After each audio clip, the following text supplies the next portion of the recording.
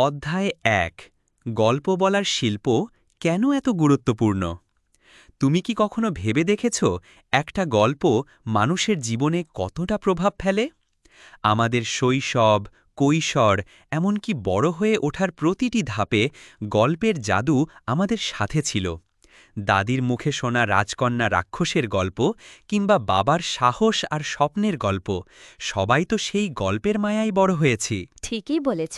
আমি এখনো মনে করতে পারি দাদুর কাছে বসে গল্প শুনতাম। সেই সব গল্পে ছিল হাসি, কান্না, ভয় আর মজা, সব কিছু একসঙ্গে। কিন্তু জানো, এখনকার দিনের জীবনটা যেন শুধু তথ্য, ফর্মুলা আর ব্যস্ততায় ভরা। মানুষ গল্পকে দূরে সরিয়ে দিয়েছে। হ্যাঁ, কিন্তু বিশ্বাস করো, গল্পের সেই পুরনো শক্তিটা আজকের দুনিয়াতেও একই রকম। ব্যবসা, মার্কেটিং, এমনকি সম্পর্ক, সব জায়গাতেই গল্প বলার কৌশল অন্যদের থেকে এগিয়ে রাখে। তুমি বলছো শুধু তথ্য বা ফিচার বললে মানুষ বিশ্বাস করে না? ঠিক তাই। তথ্য তো সবাই দেয়, কিন্তু গল্প সেটা খুব কম মানুষ বলতে পারে। ধরো, তুমি একটা হার্বাল চা বিক্রি করো। তুমি যদি শুধু বলো এই চা ক্লান্তি দূর করে, তাহলে কেউ হয়তো শুনবে আবার ভুলেও যাবে। তাহলে কিভাবে বললে মানুষ মনে রাখবে? এটাই হচ্ছে গল্প বলার আসল ম্যাজিক। তুমি যদি বলো, আমি আগে প্রতিদিন সকালে ঘুম থেকে উঠে ক্লান্ত অনুভব করতাম। একদিন আমার দাদি তার নিজ হাতে বানানো হার্বাল চায়ের রেসিপি দিলেন। প্রথম সপ্তাহেই আমার এনার্জি ফিরে এলো। এখন আমি সেই রেসিপিটা সবাইকে দিচ্ছি। তখনই কাস্টমার শুধু চা না, গল্পটাই নিয়ে যাবে। এটা তো সত্যিই বেশ আকর্ষণীয়, কারণ আমি নিজের জীবনের অনেক কিছুই গল্প শুনে শিখেছি। এটাই আসল কথা।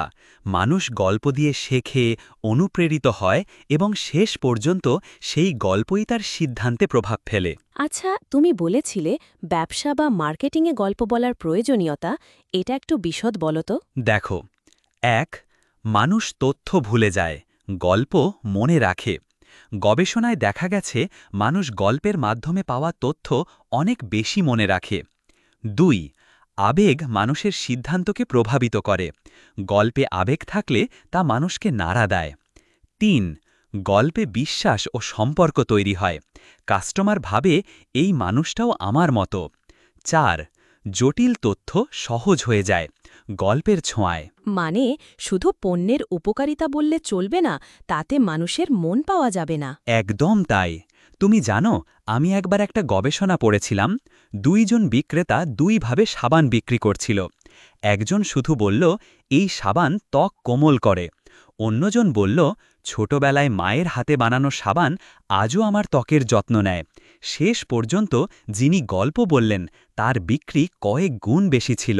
এটা কি শুধু ব্যবসার জন্য নাকি জীবনের অন্য ক্ষেত্রেও কাজ করে? সবখানেই, শিক্ষক, ডাক্তার, নেতা যেই হন না কেন, গল্প বলার শক্তি আপনাকে আরও স্মরণীয় আর বিশ্বাসযোগ্য করে তোলে। তুমি তো দারুণ বলছো, কিন্তু গল্পটা কিভাবে শুরু করব?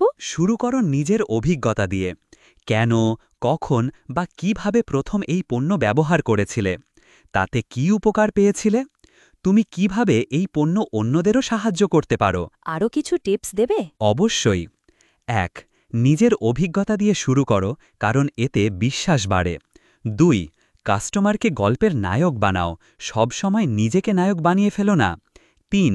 গল্প ছোট ও সহজ রাখো, বড় জটিল গল্প সবাই মনে রাখে না। ৪. গল্পে আবেগ, মজা বা টুইস্ট রাখো, তাতে মানুষ রিলেট করে। ৫. সত্য বলো, অতিরঞ্জন বা বানানো গল্প বললে মানুষ ধরে ফেলে। ৬. গল্পের শেষে অ্যাকশন রাখো।